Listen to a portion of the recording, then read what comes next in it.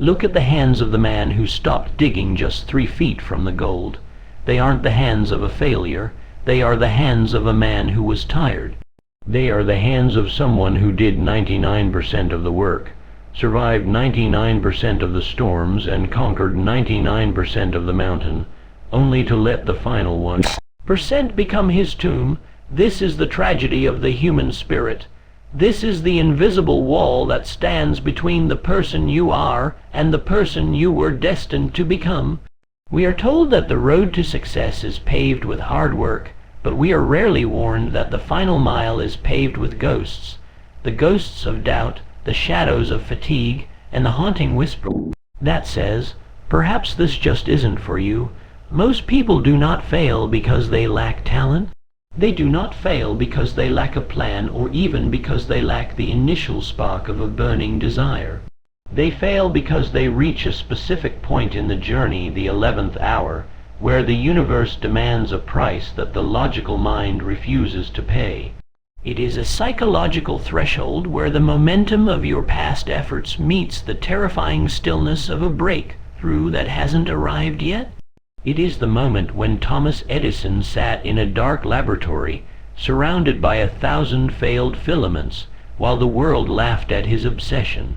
Had he stopped at 999, he would be a footnote in history, a man who tried and failed. But Edison understood a secret that the average mind cannot grasp. That defeat is a lie told by the senses. It is a temporary state designed to test the sincerity of your soul. You see, the invisible wall is not built of brick and mortar. It is built of your own accumulated insecurities. It appears when you are at your weakest, when your bank account is low, when your friends have stopped calling, and when the light at the end of the tunnel feels like a cruel trick. This is where the great separation happens.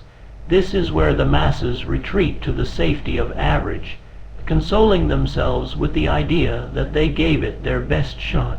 But best is a subjective term used by the mediocre.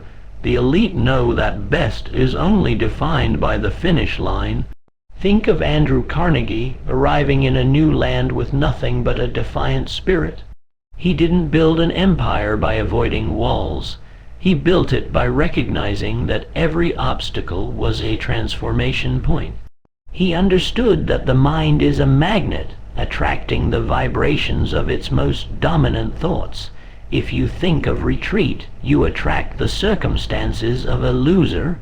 If you think of the wall as a final exam for your character, you unlock a hidden reservoir of power, the master key that Hill spoke of.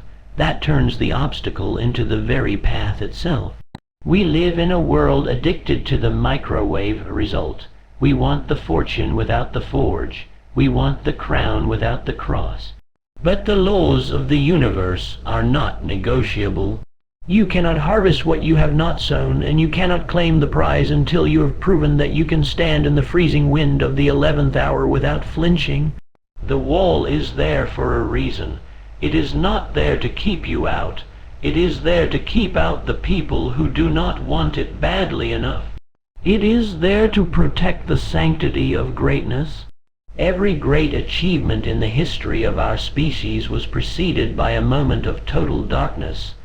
A moment where the leader, the inventor, or the artist stood alone against the crushing weight of reality. Abraham Lincoln faced a lifetime of political defeat, personal loss, and a nation tearing itself apart.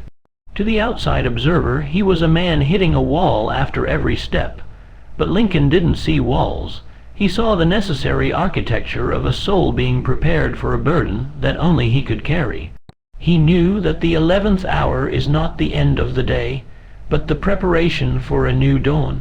The question you must ask yourself right now, in the silence of your own heart, is this: are you digging for gold, or are you just playing in the dirt? Because if you are digging for gold, you must realize that the hardest rock is always found just above the vein. The most intense pressure is felt just before the diamond is formed. If the path feels impossible right now, if the resistance feels personal, if the silence of your results is deafening, congratulations. You have reached the wall. Most people turn back here. They go back to the village and tell stories of how hard they tried. They find comfort in the company of other almosts. They become experts in why it couldn't be done. But you are not built for the village. You were built for the summit. The resistance you feel is not a sign to stop. It is the friction of your old life being stripped away to reveal the new. Your mind is the laboratory of your future. Every thought you entertain at this moment is a command to the universe. If you entertain doubt, you are building the wall higher. If you entertain a definiteness of purpose, you are turning that wall into a bridge. The 11th hour is the most expensive time in a human life. It is where you trade your comfort for your legacy. It is where you decide if your vision was a fleeting whim or a divine command. Henry Ford didn't just build a car, he built a world. He did it while being mocked, while facing bankruptcy, while being told that the horse was here to stay. He didn't listen to the experts because he was tuned into a higher frequency, the frequency of the man who has already seen the finish line in his mind's eye. To Ford, the wall was an illusion, a ghost that vanished the moment he refused to blink.